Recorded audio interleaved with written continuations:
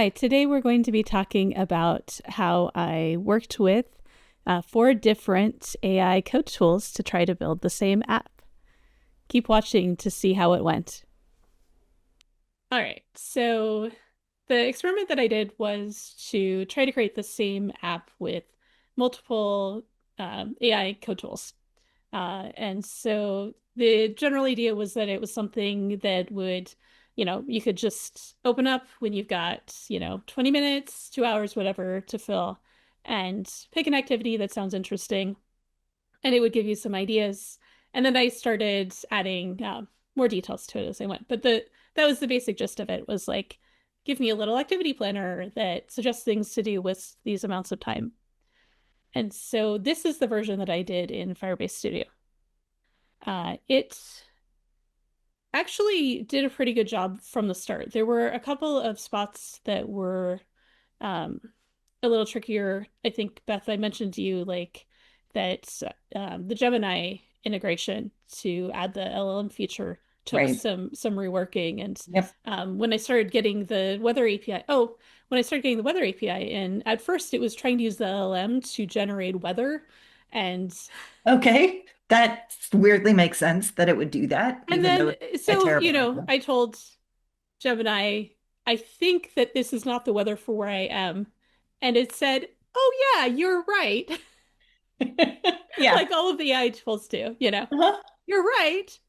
Let's use OpenVideo, the, free weather API, and bring that Yep. stuff in. I really like what it did with the weather graphic, though, here in terms of like the little icons and Mhm. all of that. I definitely think if I keep working on this, it needs to incorporate weather alerts because right now we're in an excessive heat warning, and so this Yeah. doesn't tell the full picture. Yep. Um, Also, we have a bad air quality warning due to smog this afternoon, so Yeah. that would impact me going outside. But so, you pick how much time and suggest activities, and then it gives some suggestions. And one of the first things that I added on top of the base idea was to integrate the weather information and then weather tips Hmm. that I thought would be kind of fun, like, take a umbrella if it's raining, or put sunscreen on if the UV index is high. Um, so it will give kind of different flavors of things with your energy level, which was also a thing that I added after um, I don't know, maybe 10 hours of work on it. I started adding in some of these other things. So, a short leisurely walk instead of a brisk walk, a relaxing podcast. Oh, and one of the other things that was in my initial brief was to be able to tell like what things are daytime versus not daytime. Yeah. Um, because that affects a lot of my planning around like, well, I want to go for a walk, but is it going to be, is the sun going down? Maybe I need to make a different plan. Um, so it has things that are needs daylight or not need daylight. And that's actually the first thing that the weather integration was used for. Ah, Yeah. nice. So it, that kind of helped build piece by piece how the API would work. First it was just like, let's find out is it day or night. That's like Hmm. one piece of API info. And then let's get today's like current weather and use Hmm. that. And then have Gemini suggest some different tips and things. And then, like I said, fairly late in the process, I thought, let's add energy levels too, so that you can suggest things. So are you using AI to assess energy level activities, or did you seed the data I for didn't pre-seed these at all. Okay. So all of these are being generated by Gemini on the fly. Um, I think that if I were going to deploy it, I would actually have the LLM generate a lot of things and just store them rather than reinventing fairly similar things over and over again. Right.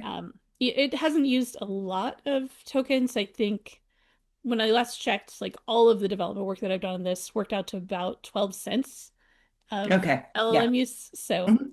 not a super big deal, but if I was going to put it online for other people to use, I would definitely want to just make that manageable, because there's not really any benefit to having it come up with new, like unique weather tips every time, or new activities every time, you know. Right. Yeah.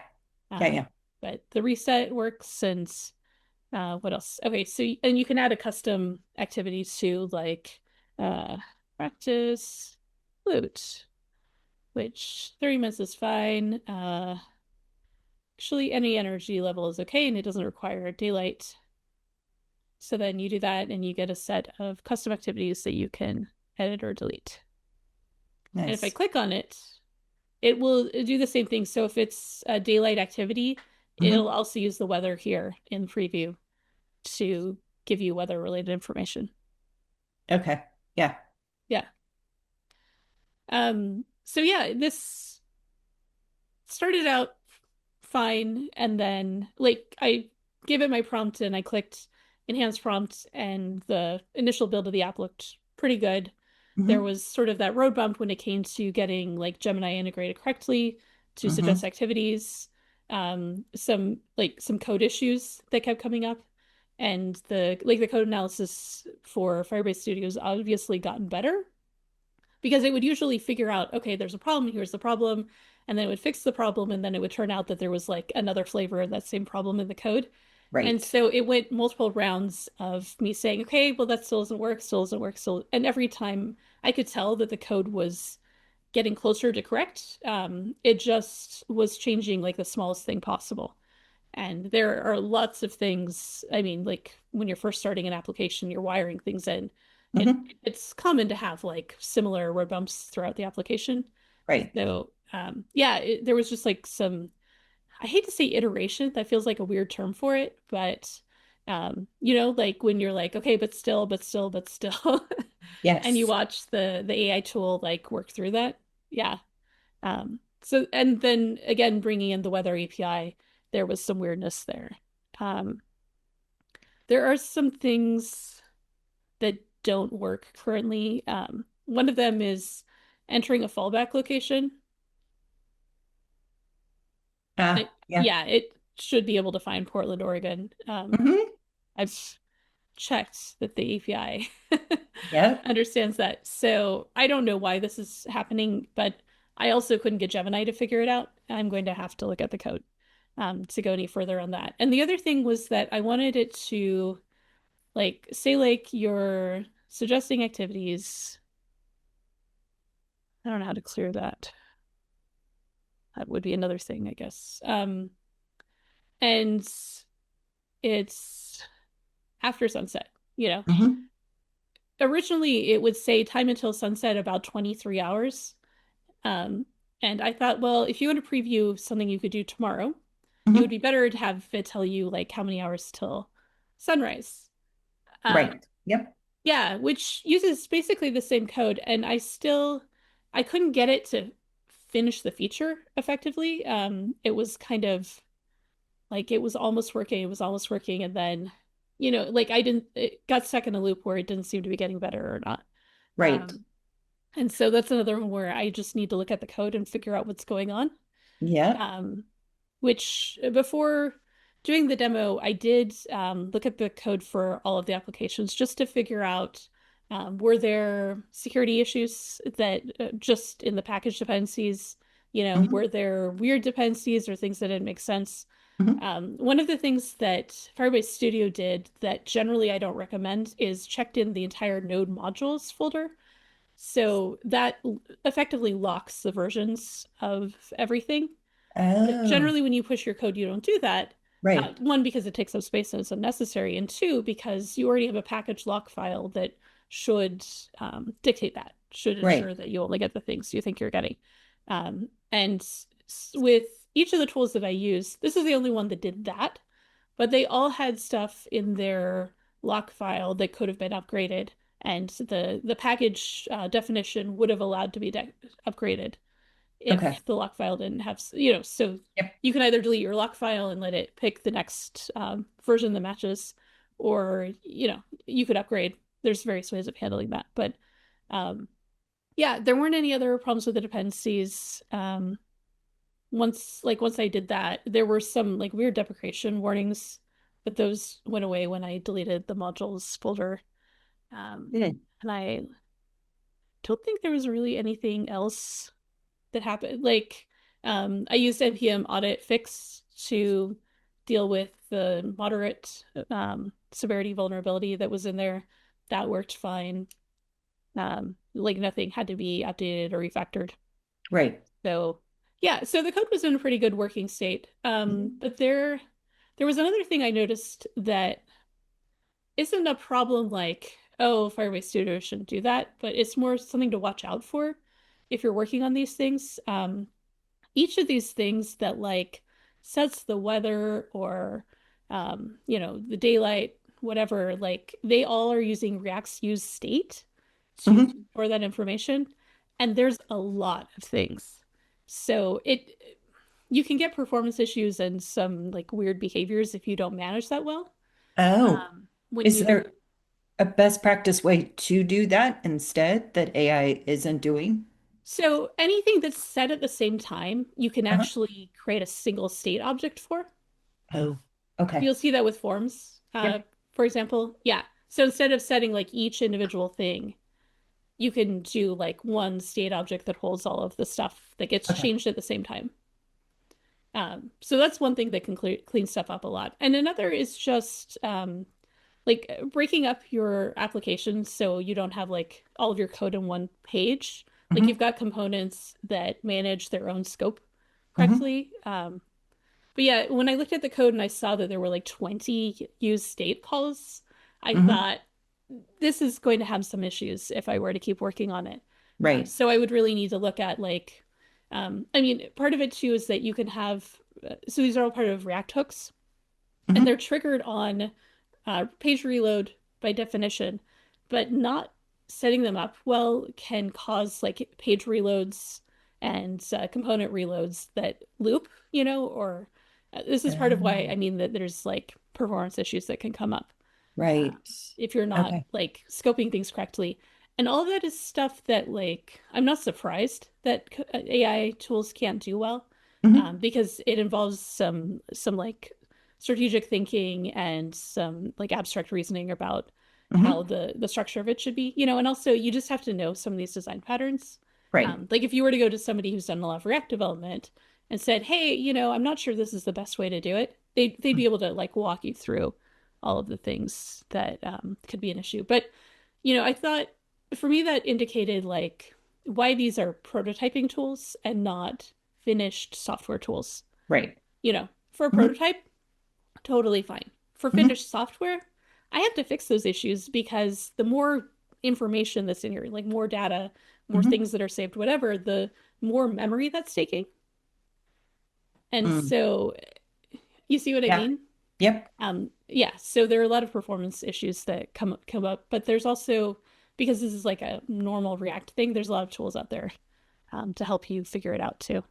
Gotcha. Okay. Yeah. Yeah, so on the whole, this one was fun and it kind of biased me with everything else because mostly this went the way that I wanted it to, and Hmm. it mostly works. Um, and like I said, the initial like response to my prompt looked really good.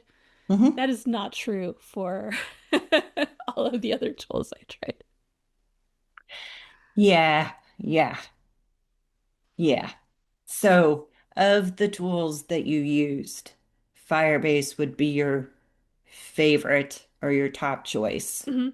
Yeah, Just based on, for this like this project, this prompt, yeah. yes, definitely. Okay. You want to look at my least favorite? I do. All right. And now we have my first attempt at using Lovable.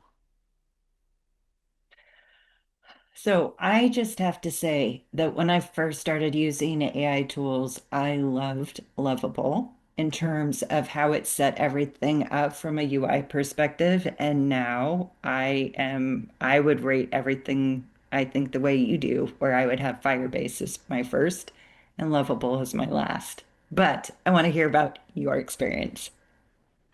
So I gave it the exact same prompt. Okay. Exact same prompt. And I think Lovable also has an enhanced prompt option. Mm-hmm. So I did that. Like for every tool that was like I tried to follow a similar process. So Yeah. if it offer to enhance the prompt, I did. Uh-huh. If nothing else, it gives you clarity about what the how the AI is going to interpret what you're trying to Hmm. do, you know? So even if you don't use exactly the enhanced prompt, I think that's a really good idea. But yeah, I did that. The same, calm and minimalist aesthetic, same terminology. Uh, and it actually, so this isn't the exact first thing it did, because originally it put like most of this stuff in a hidden filter. What? Oh my Yeah, gosh. yeah. Okay. So like you couldn't even see what your Why? options were. And it Yep. still has this. I just thought it was interesting that when I said like form options, it interpreted it as like who wants that, you know? Oh And yeah. you can't even tell, like, oh, I click on daylight to get the Right. and what does it do? Well, it's going to filter things. At the time picker, it actually had this on two lines, and I thought, okay, well, let's at least put the like set buttons up here. Hmm. Could not get it to put them like on the same baseline. And this one I fed into cursor afterward and tried to get cursor to fix it. Yeah. Yeah. Also, no. Hmm. Um, like this is so bad. And The like, all I see is that the buttons don't line up, and then I want to fix that. yeah. That's like, And this isn't, I mean, with CSS, this isn't necessarily a difficult thing to do. hmm. Um, However, with Firebase Studio, every time I said like make things line up, make the form, Hmm. more concise, no problem. It got those kinds of requests right every single time. Yeah. Move this thing to the side, below, above, Hmm. totally fine. Lovable, I mean, part of the problem was that they only give you 5 requests in the free version. So your first request goes to the initial build. Your second request goes to whatever the most glaringly wrong thing is on the page. Your Yep. third request goes to try to fix its interpretation of what you wanted to Yep. fix that. And that, like you will use up all 5 just trying to get things like at a baseline that makes sense. Yeah. Um, and if that initial baseline is no good, there's no point in paying for tokens to fix it because who knows? You don't know how much it's going to cost you. Oh The yeah. only thing you can do is really start over. Um, so I mean, Oh yeah. here it doesn't have any pre-generated, it didn't offer to pre-generate content. Some of the other things did, like Interesting. yeah, Firebase Studio was like, and we can use Gemini to come up with activity ideas for you. Hmm. I think all of the other tools pre-generated some content, like had that suggestion. But here, let's see, go for a walk for 15 minutes. We're gonna do a really short one during daylight, add activity, and then it's just another card here. There's no like yeah, you don't know even like how many things are hidden when you click Yeah. this, right? And so if, for example, you load up the page and you have a filter set and you don't realize it, right? Hmm. That was part of what was broken at the start, that like some of the time picking stuff was in the hidden filter. So it wasn't showing me anything and I didn't know why, Yep. which is just really bad UI. But again, like once there's no way to pick something, like all of the other ones I think had the concept of like you're going to select a thing and then Right. it'll at least show you like this is the activity you picked. Yep. Absolutely nothing. You just get a list that filters. um Like everything about it, it just seems like bad user experience all in one. Just took all the worst user experiences and said, here you go. yeah, Here's your first draft. yeah. And you sort of expect, I mean, LLMs have so much content that's gone into them, right? Like Mhm. it should be able to design a basic application that looks like at least an average basic application. This Right. is not even average. Right. Yeah. Yeah. And I think I think that's the thing is if you're providing, what did you say, a clean aesthetic or something, Yeah. um, that it would, I mean, in some ways, I guess technically it did. It's so clean that you can't see the edges of anything. And so it's kind of like a blank slate, but it defeats the purpose of what clean is supposed to mean There's not from, even like an accent color. Everything right? else picked an accent color. Right. No, that's what I mean, is it's like it's almost like it's just absence absent of character or charm. Yeah, really, really remarkably bad. And I mean, because you had told me in the past that Lovable was great for aesthetic It interfaces. was. It it was. And then they changed their pricing. And I noticed since they changed their pricing, like I don't even bother with Lovable at this point. I just stopped altogether because it's not even worth it because even one, I don't pay for it because I paid for it for like a month and there wasn't anything grand or unique or special about that. And then the experience got worse. And so I stopped.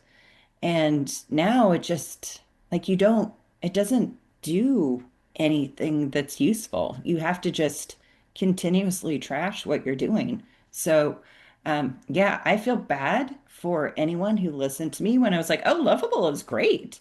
It gives you like this great aesthetic for something, and then you can use a different tool because wow, like, Yeah. Yeah, I mean, things are changing so fast. I think why we have to keep doing these sorts of like updates and experiments is that a month later, the tool might work completely differently, mhm, and there's like very little user insight on that. yep, Very little that's helping you even know, like, okay, so we updated the model. Great. What should I see happen? yep, Should I be able to suddenly do, like if you think you play a video game and it has a big new release come out, mhm, you get something that's like, and now you can fight dragons. And yep. there's nothing, it's like it's almost like they're ashamed of it, like the way that it's hidden makes me feel like it's some kind of dirty secret. In some cases, looking at what the changes are, they should be ashamed. So it makes sense why they're doing it stealth. Yeah. It's so weird. Like, I mean, most software doesn't work that way, where Oh, yeah. yeah. So I did try again with Lovable though. Let's look at that. Okay. Okay. So the next day, tried again. I gave Okay. it a more detailed prompt. So I took my original prompt and Okay. I gave it some bullet points and I changed my aesthetic description from clean and minimalist to energizing and Okay. I can't remember the other word. Something like that, like energizing and fresh. And this is what it did. It took the ocean aesthetic. Yes. I mean, the gradient's really something.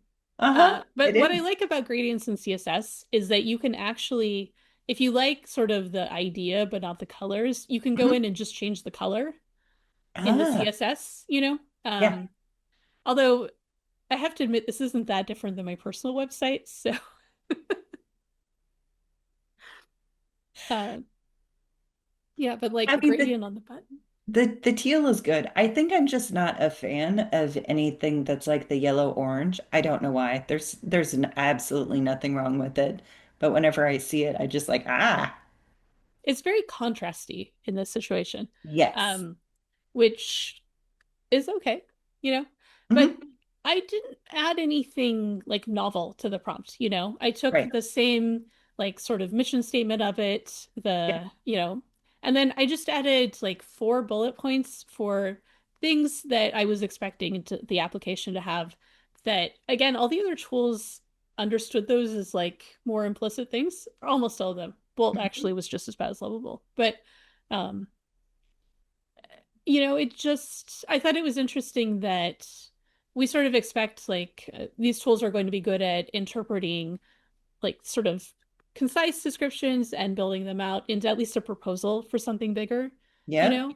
like they're often expansive in how they deal with things. And so Mhm. it's weird to encounter situations where instead of like, suggesting something else or filling in details, Mhm. maybe it just doesn't. Um, yeah, so it it just highlighted for me how like if you don't like that first build, you've got to stop. Yep. You're not going to make it better by like continuing to prompt the AI, you Hmm. know? Um, and with something like Lovable where you get, I think it's 30 to right now, anyhow, 30 tokens a month and you can only use 5 a day. Hmm. You could try a few days in a row to see if like you get an initial application that you're Right. happy with, Yeah. you know. And that would at least give you a sense of whether this tool is worth playing with more. I mean, this isn't bad. Let's do it. This does absolutely nothing. Um, Yeah. you know, I was going to ask, but okay. Hmm. yeah, it should do something. When you like sometimes when you're in the code and you I haven't done this as much since they added like Copilot and Visual Studio Code, but there's a thing that will help you like add in missing function definitions. And Hmm. it always has a throw an error when you do that, so that you know that the thing's not implemented. Yep. And I feel like with some of this user interface stuff, there should be a similar pattern, where if you click the button and nothing happens, it should tell you like this isn't implemented yet. Hmm. Uh, Instead of because if I had you look at this without knowing anything, you would just be like, Audrey, this is broken. Yeah. Why can't I click on this button? Yep. Why does this button do nothing? You would have no way of knowing like I didn't do that yet. Yes. Yeah. No, I've found similar when it adds simulated data instead of real data. And sometimes it'll have simulated data that is so close to real data. And I have a global rule for at least with cursor that it's supposed to have anything that simulated data in an off color so that it's clear. And it can't do it. It'll find a workaround. Because if I initially called it like mock-up data, and they're like, well, it's not mocked-up data, it's simulated data. It's fallback data. And I'm like, how many different terms do I need to put in for a global rule so that it doesn't do this, so I can tell where it hasn't actually created the integration that Mhm. um, I think that it should have added. Yeah. I mean, another thing that people do sometimes is to have like any fake number be 99, Uh, Right. which if you're mostly measuring things that are in that range doesn't help. But, something that's like out of bounds. Hmm. And so all of the fake numbers are obviously fake because they don't make sense. Right. And they're all identical, right? Like Hmm. if you're going to put fake numbers in as you're replacing things, you don't want like various fake numbers, Right. you know? Oh, Yeah. yeah. Yep. One of the other things, so again with like bullet points, but I didn't ask it to pre-generate activities.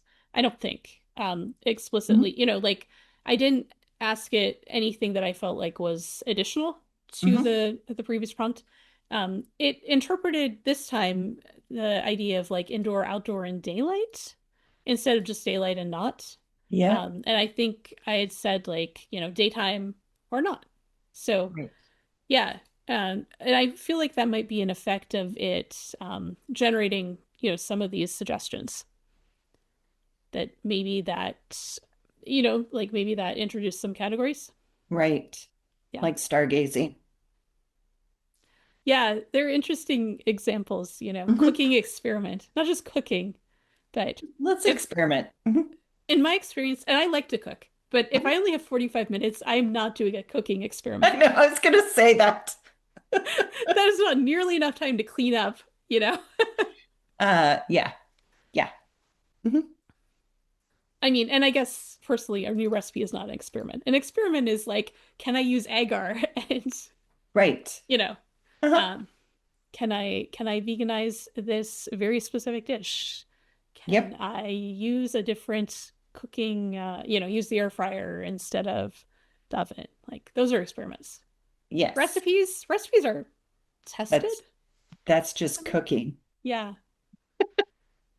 you know, it's interesting. And I didn't ask it to do like the activity level stuff. I mean, if Firebase was the only one that I did that with, just because things were going so fast that it was Yeah. really easy to keep adding features. Yep. Um, Stargazing, 30 minutes outdoors in Portland. I feel like yeah, it's going to take you longer than 30 minutes to drive to a place that doesn't have light pollution. So that Yeah, I mean, from here, I'm planning 5 hours, you yeah. know, Mhm. because we're ha going to have to go out to Rooster Rock or Stubbs Park, right? And like Yep.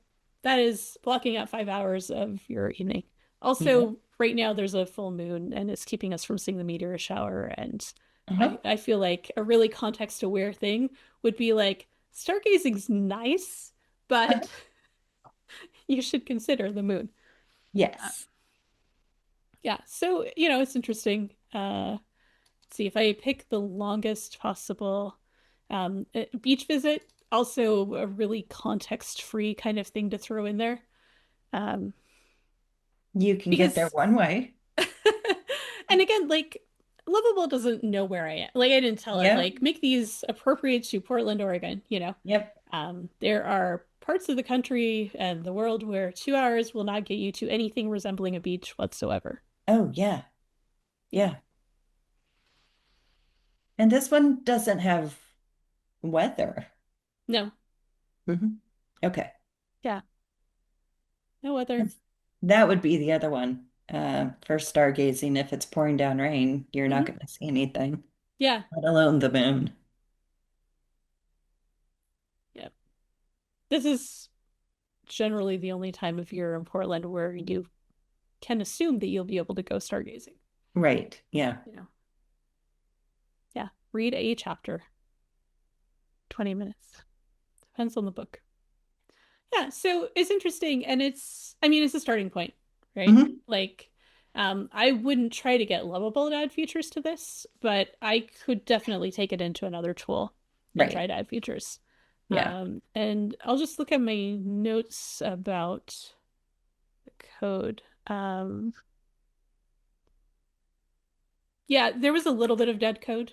So that's one of the things that I've been auditing is because the first time I used Firebase Studio, which was like a mere 6 weeks ago, Oh. it Hmm. it produced a lot of dead code. So dead code's like stuff that's in there, but it's not being called by anything else. It's like it has no references. It's just sitting there. Oh, yeah. Yeah. So No. my first experience with Firebase Studio, it was generating a lot of dead code, Hmm. which encouraged me to check. This version had like one function that wasn't actually getting called by anything, and it wasn't a big deal.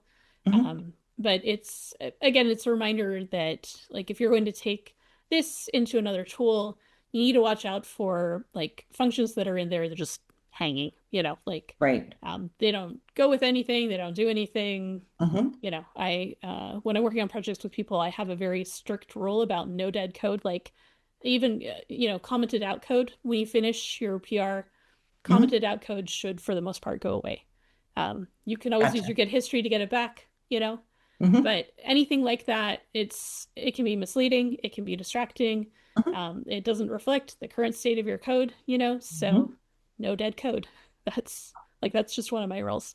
Um, and I haven't seen anything from AI code tools yet where I would trust it to be able to do that, even though there are tools right now for code coverage and things like that that can tell you if you have dead code. And in fact, when I open it in Visual Studio Code, Hmm. it knows that. It highlights things. It says this isn't being called by anything. So technically, there's no reason that these tools couldn't also do that.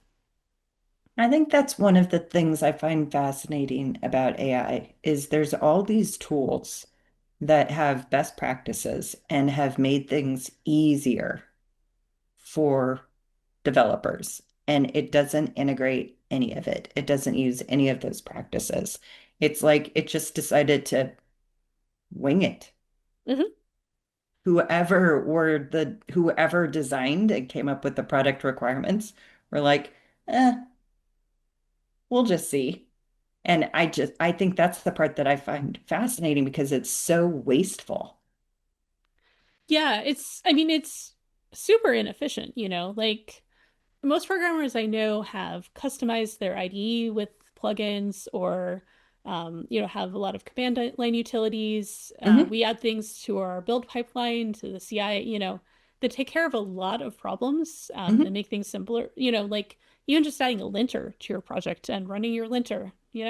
Hmm. And it's a little weird that, I mean, if you have an AI write an essay for you, you don't have to worry about these things. Like it is Right. already optimized for that.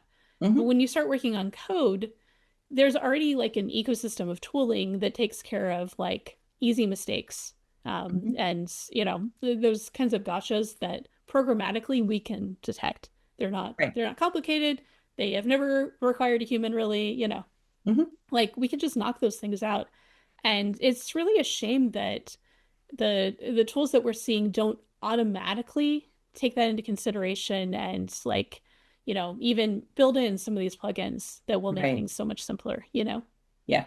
like you could apply something like Prettier to do like code style Hmm. and have consistent code style, and that would be faster and more effective than having the LLM do it, and more accurate because you wouldn't accidentally change something else, Right.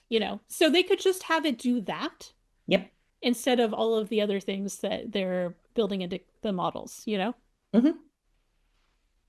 And No, it's, that it makes sense that those are options. It doesn't make sense that it's still not part of that it hasn't been part of, at least from what I've seen, any of the new models that have come out.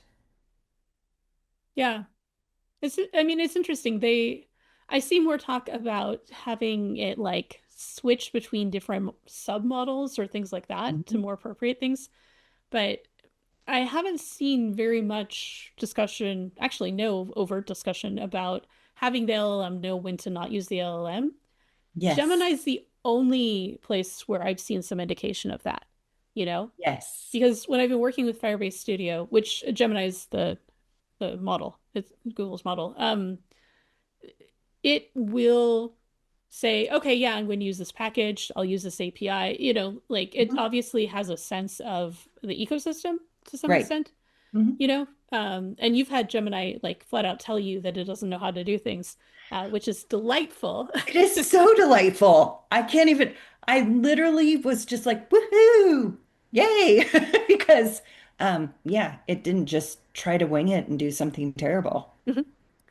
Yeah, but so I mean, like Google's the only one where I've seen them actually seem to really be thinking about the overall tooling and how Hmm. to integrate some of that stuff. And that to me, like for Cursor, that feels like an easy win. Yep. Like they could improve Cursor super fast just by building more of that kind of stuff in.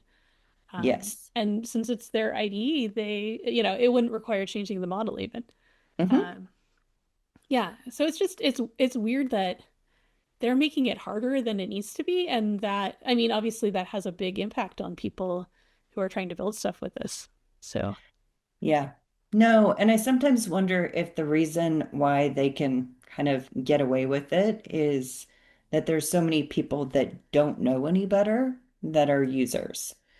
And so there isn't as big a push because the primary users for it aren't necessarily developers, um, ish. So mhm. I wonder if that's part of what the holdup is, so to speak, and if at some point they'll hit critical mass where they have to do something, or not, and just assume that at their users will take the hits.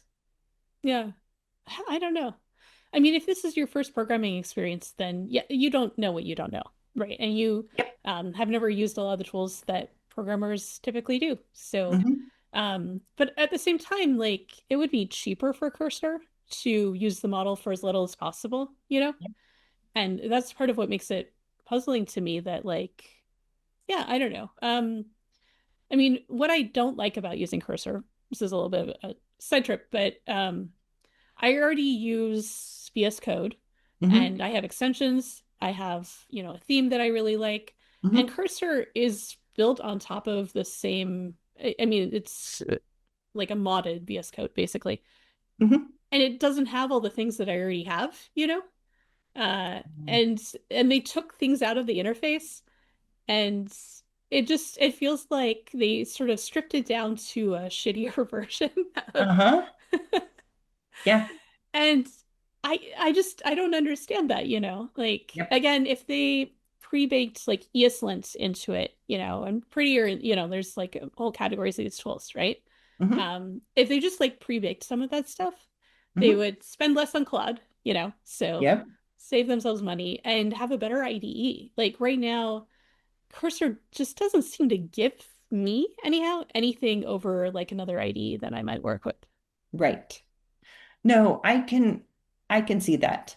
I personally like using Cursor or Windsurf, but I like that, but that format is an IDE is new to me. So Mm, I don't have a preference.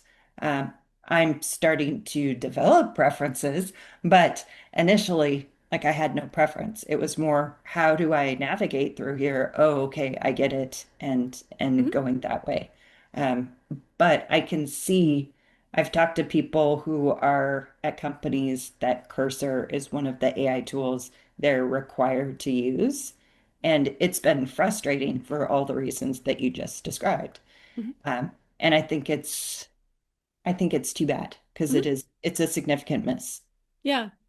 I mean, one of the things that was good about it using VS Code as the sort of base system is that when you were getting those type errors on your project, Mhm. I knew, like, I could describe to you really easily what steps you could do to get the VS Code part of it to help you Yes. fix the error, you know? Yes.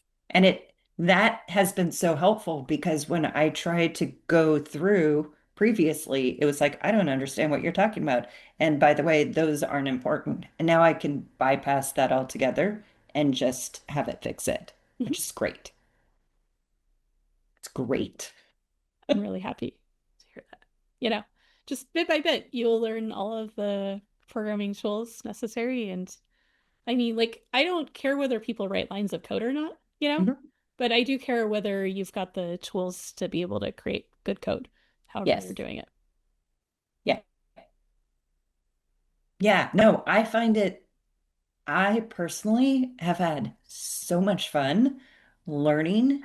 Um, and trying out different tools and seeing what works, watching the evolution, but also it just has made me feel um, a lot more confident in my ability to put together a simple app and understand how to do that to the point that I would like to try without AI to see if I can do it. Which is something that if you would have asked me this even 6 months ago, I would have laughed at you. I'd been like, no, I'm never going to do that. So, I think in that way, it does have, there's some value for people who maybe problem solve different. Mhm. Yeah, that totally makes sense. Well, speaking of different, shall we look at what V0 did with my prompt? Yes. Okay. Gosh, I haven't used V0 in forever. So here's what V0 did. What is it with I'm assuming you did the clean Mhm. aesthetic again, Yeah. because like when I think of like a clean aesthetic for a UI, I do not think of just black and white. I mean, minimalist maybe helped too. I don't know. I did want neutral, you know, because Yeah. you can go anywhere from here. Yeah, yeah. Um, That's true. Sorry. no, totally fine. But yeah, it's an interesting point. Like, if you're thinking about again, like that initial prompt, do you want a neutral base, you know that you're going to style, or do you need to see some of the real colors that you're going to use or things like that to help you like better understand what this does and how to work on it? Um, that is up to the user, but Yes. something to take into consideration. And also, like, it's good to remember that you can do just an initial prompt. You could use, if you get 5 tokens or 5 requests a day, you could just do 5 initial prompts. And there's nothing stopping you, Yeah. And so yeah, you can iterate on this by trying different variations of things to see, again, with the current model, things could change. Yeah. What gives you the best, like, starting place for the Yep. kind of application that you want, you know. And so if you find a couple of like design terms or aesthetic terms that consistently give you a UI that you like, then, stick with them. But yeah, in this case, this is what I was expecting. V0. So unlike all of the other tools at this point, V0 will rewrite your entire application from scratch Hmm. every time. Everything else, it does a diff. It commits some code to your Git project repository, etc. And yeah, V0 will redesign it. So don't make anything complicated. That's my tip. I thought for like just single build, I think I made one change and I don't remember what it was. Like I once I saw that it was rewriting it, like I think you'd mentioned this, so I expected it. Um, I didn't want to tinker a lot, but I made like one little change, and then I went in the code. This is only because I've used the weather API before. I know you can tell it what units you want. It'll Right. default to Celsius and kilometers per hour. Yep. Um, yeah, so that was the one manual change I made. But otherwise, this is basically, yeah, what it did. And And did it come up with the recommendations for mhm, activities? yeah, it Okay. created the suggestions. Okay. I mean, it is clean. Hmm. Very There basic. are, And it integrated the weather, like on the first try. which is This is so, real weather. which is significant. The number of tools that I have battled it out for current weather is shocking. Yeah, that's Yeah. huge. And you don't have any funny bars that don't do anything. There's no buttons that go nowhere. Um, yeah. Hmm. Yeah, I mean, this is really straightforward. You type in how many minutes. Yep. On like Firebase Studio, I did go through a thing of like, okay, we want to go from minutes to hours. So at Mhm. 120 minutes, we want to flip over to talking about hours. Mhm. Like I did some specific stuff around that. Right. But and you notice here it does say 1 hour versus 15 minutes. It doesn't say like 60 minutes. Yeah. But so that's like something you could tinker with in the Cool. picker. It tells you whether it's daytime or not, you know, so that you can consider which of these things sound good. But then you can also actually you can't filter on that, can you? That's something that we could add. Yeah, so very basic weather report, very basic activities, but they're good starting points. And you can delete any of these and you can add more. Guess we haven't looked at this form. So super simple.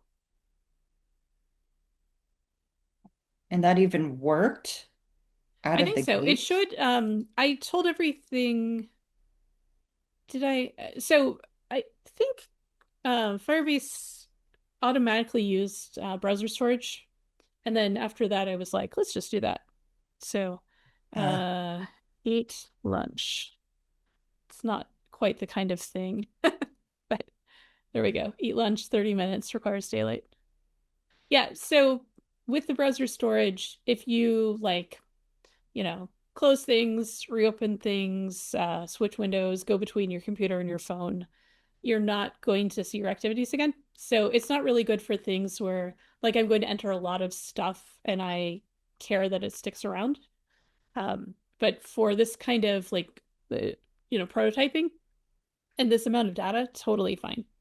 Um, it ends up being like really simple. And then you don't have to set up a database and go through all of that kind of stuff when really you're just storing like these little items. yeah. Nice. Yeah. But yeah, I mean, I think V0 is something that I could recommend for a really basic prototype where Mhm. you just need to see, I mean, basically like an interactive wireframe like this, Right. you know?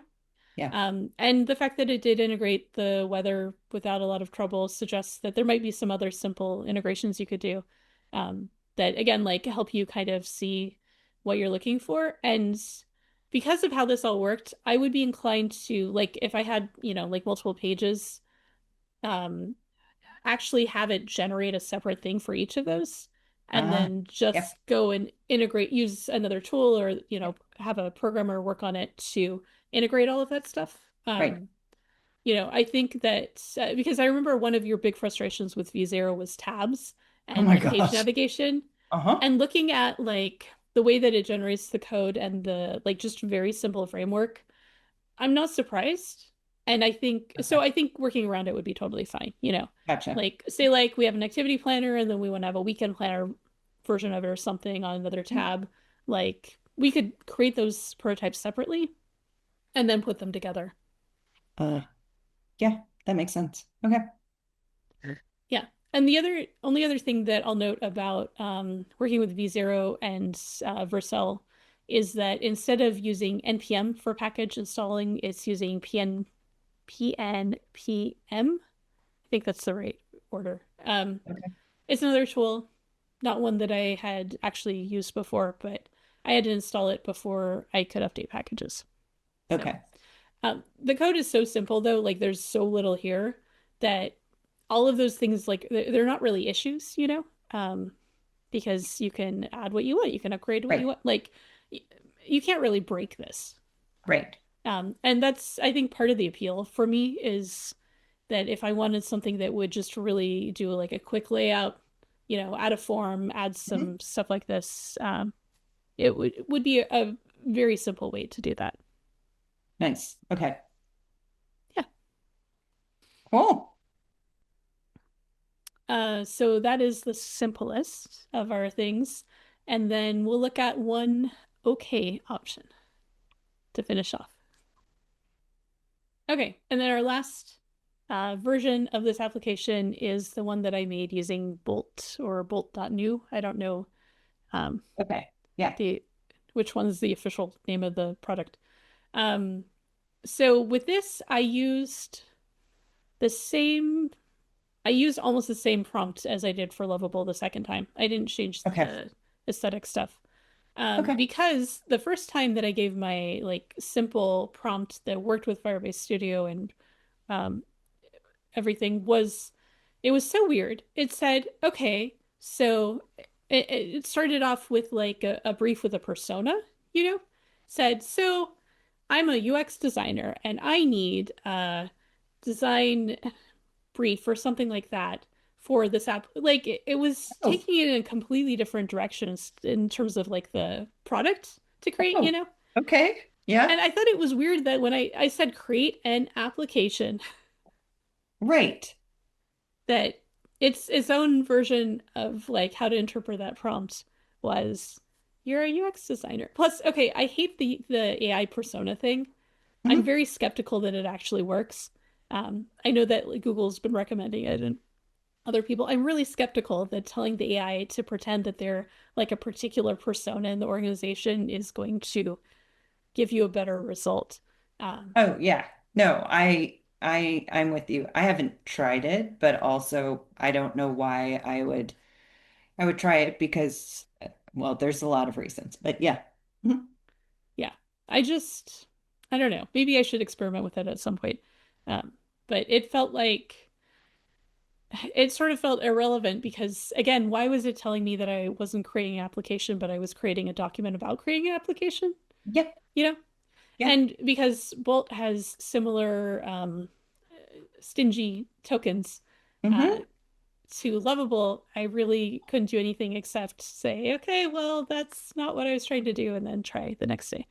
So yeah, the second time I gave it basically the same prompt as Lovable, but I kept the original description about like aesthetic Okay. design choice. And it made something that, fulfills the requirements. It Uh-huh. has a variety of different things. It added this idea of categories Hmm. that wasn't anywhere in my requirements. I kind Um, of like that. yeah, it's not bad. It's not bad. Okay, so the thing that I hate most about this is the colors. Like everything about the color scheme here, just no. It's so generic. It is like painfully generic. Yes, it is. But it is also perhaps clean and minimalistic. I suppose it might be. It's just okay. So with Firebase Studio, I mean, I tinkered, like I changed the font eventually, or I said recommend a font that has whatever similar requirements. Change the font, change the button highlight color, and eventually I got something that felt to me like when Nintendo makes a nice, basic, simple interface, Mhm. you know, it had Yeah. that kind of vibe. And this just feels like generic office product. And, like we went to, yeah. Yeah. Yeah. Yeah. I can see that. Mm. But it does do the thing. You put in times you can. I don't actually know. I don't think custom time does anything. It's sort of an interesting term. It shows you what you've picked. That's kind of nice. You can search. So you can look for things that say quick, indoor, outdoor, daylight dependent. And Nothing it happens if you click let's do it. see Yeah. those like mystery buttons that do absolutely nothing are annoying. They Yeah, really there's are. nothing. I mean, like let's do it could do all sorts of things. Yeah. Maybe that's when we pull in the weather, for example. Uh, and you can aggregate the filters. So it's good that it actually included like a clear option, you know. I guess one thing I didn't realize also is that because it says 1 hour available, it suggests that you could stack them, and be like, all right, so I'm going to Right. do these three things. Like that would be useful. Like if Right. let's do it, added it to like sort of a list of, okay, so in the next hour, I want to do these, you know, yeah, But that would require AI to do proper math, it's true. which it does struggle with. It's true. Yeah. Daylight, outdoor, and daylight. Wait, outdoor, but not daylight. I mean, I guess I can stroll in the garden at night, although, I did that yesterday because I forgot something outside, and I would not describe that as like peaceful. Right. I was going to say, I feel like if I'm strolling through my garden, it's because I'm also pulling weeds or I'm picking something or uh Yeah. yes. Um, There's like it ends up turning into a task. It isn't like, oh, I'm just going to enjoy the wonder that is my yard for 20 minutes and do right. zero aside from I that. mean, maybe it means like somebody else's garden, but I would Yeah, need more that than I'll 20 do. minutes to make that happen. Yeah, I could do that. I love going through somebody else's yard. Let's see, indoor and daylight dependent. Wait, does that? Oh, okay. You're Indoor gonna go daylight through dependent gave me a bike ride. bike ride. I mean, sure. Uh-huh. Is it? um, It might just be adding the lists instead of like, Yeah, finding the join. Yeah, yeah. Because photography walk assumes that you're not indoors. yeah. Or, I So mean, I two think. activities, 2119. Yeah, I think it's just putting all the lists together instead of Okay. like the combination of things. I mean, there can be things that are indoor but daylight dependent, especially depending on like the lighting in your house or um, sometimes if I want to sketch, I want to do it indoors, but during the day so that I have window light, for Right. example. Yeah. Yeah, and it put in like a lot of things. I forget. I might have said like suggested a number of things. Okay. Yeah, I don't remember. I did take notes. This is a thing I recommend is like, copy out your prompts, and like Hmm. the initial brief or whatever you get. Hmm. Like keep notes on that stuff because it'll tell you if your prompt is effective, if you're getting what you want from it. And if you Yeah. take it to another tool and you want to try the same prompt, like you'll have all your notes. Yeah. Um, Yeah. No, that's great. yeah. Did it. So, and that helped me through this process for sure. Music practice is either a nice thing or no, why is this on my list thing, depending on. somebody's background. And Right. plus, for me, like I can practice flute with 30 minutes, but if I turn the synthesizers on, it's very silly to call that a 30-minute exercise. It will Right. never be a 30-minute exercise, Yep. you know, because you turn it on, you start listening, you play a loop, you're like, oh, I could do this. And yes, 30 minutes is like I have a set in an hour and I Right. need to make sure all the synthesizers are still in tune. That's what 30 minutes gets me. Right. But as you know, sort of generic AI generated ideas, yeah, these are fine. And um, you know, could add it so that you can like delete things or even have a separate page where you just organize ideas, a quick entry,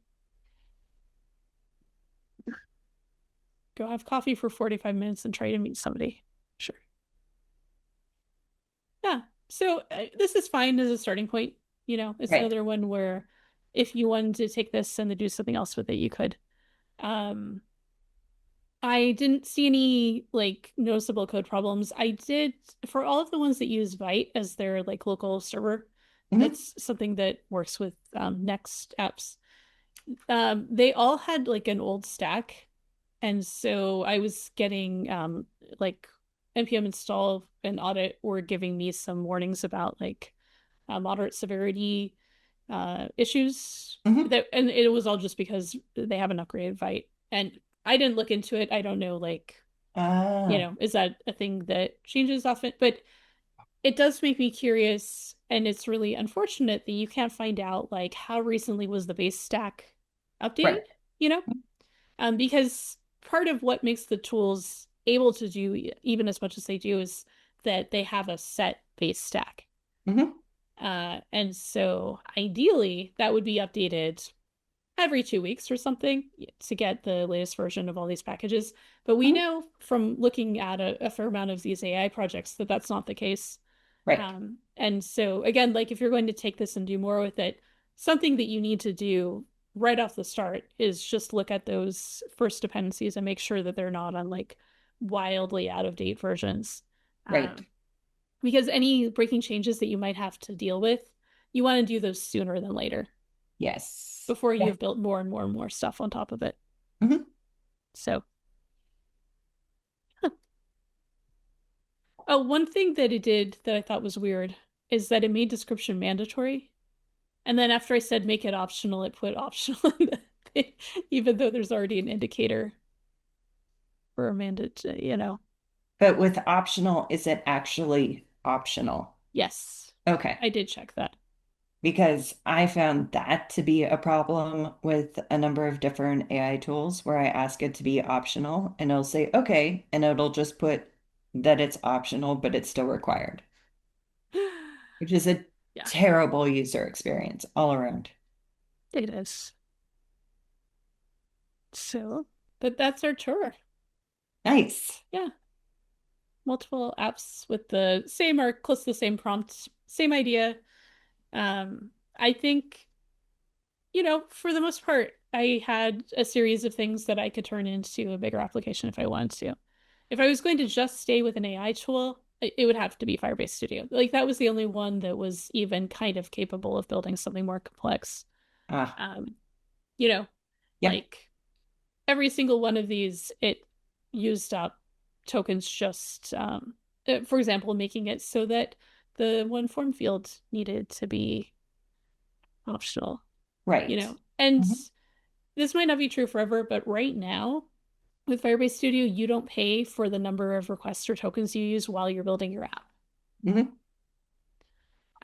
So it gives it quite an advantage in that respect too. Like it doesn't matter how many iterations it takes of you, like, you know, asking, like changing your prompt and asking for things or going through that loop where it tries to fix the same bug 3 different ways. Like Yes. that doesn't cost you anything, Ah, which I think is great. I yes. mean, I think having to pay just to have it fix its own bugs is really offensive to me, you know? Yep. So, but it, I mean, part of why I feel like I can't recommend these other tools for something more complicated is that finding out whether it can do the thing will cost you money. Right. And if you were going to go hire like a contractor to build your app for you, you don't pay for them to do that kind of technical feasibility, you know? Right. You Yeah. might pay for them to like do initial code review for you, Hmm. or a design brief or something like that. But you know what I mean? Like you don't pay them to know whether it's possible to code the thing Right. within their skill. And Hmm. with the AI tools, most of them you will. You will pay for that. Right.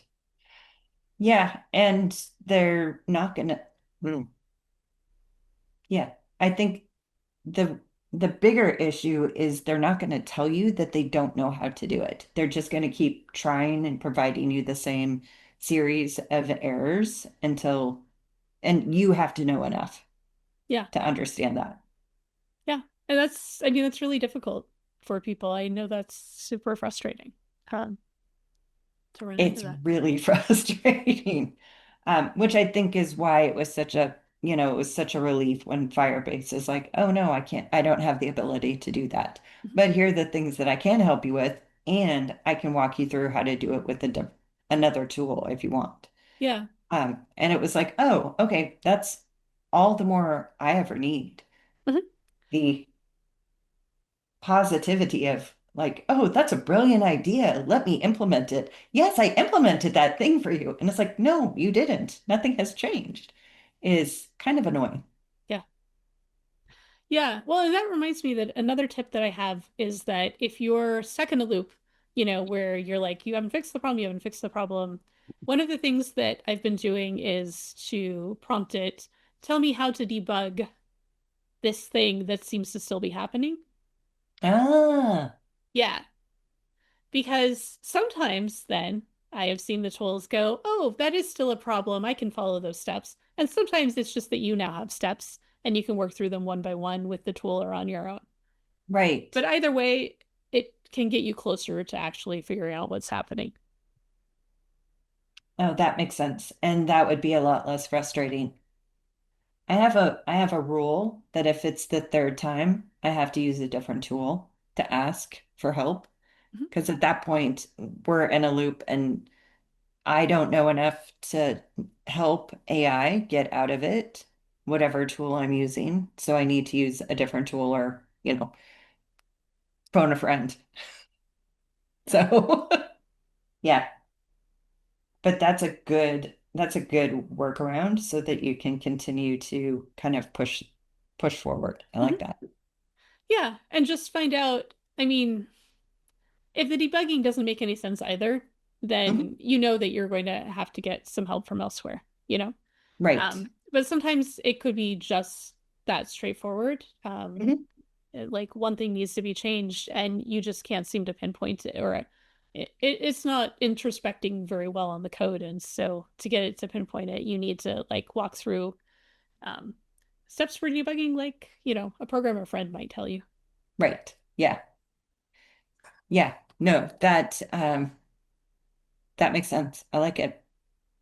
I like it. So, on the whole, this was a worthwhile experiment. And I'll have to think about, because the tools keep changing, the models keep changing, like a month from now, I'll have to come up with another little starter app to try and see like which ones can build it. Yes. Yeah. Yeah. Yeah, because it's surprising to me how the tools don't consistently improve with each new version. Sometimes they get exponentially worse. So, Yeah. Well, there's a difference between like the model being good at something in the abstract, like a mhm. um, way that the AI processes information versus better at something in a practical aspect, you know, Yes. which may not, some of the things that they use as AI benchmarks may have nothing to do with that, you know? Mhm. And I think without people like really poking at it to find the corners on this stuff, you're just not going to know um, whether changes to the models and changes to the tooling around the models are actually making things more productive or not. Right. Yes. Yeah, I look forward to the day that AI tools just understand what tabs are. That would be great. It would. Tabs for all. Yes. That sounds magical. Yeah. All right. Well, thank you, Beth, for going on this little show and tell journey with me. Yes, this is fun. I All love right. it. All See right. you. Bye. Bye.